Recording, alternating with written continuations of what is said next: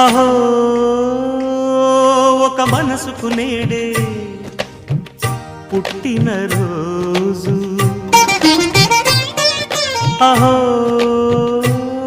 తన పల్లవి పాడే చల్లని రోజు. ఇదే ఇదే కుహు స్వరాల కానుక, మరో వసంత గీతిక జనించు రోజు.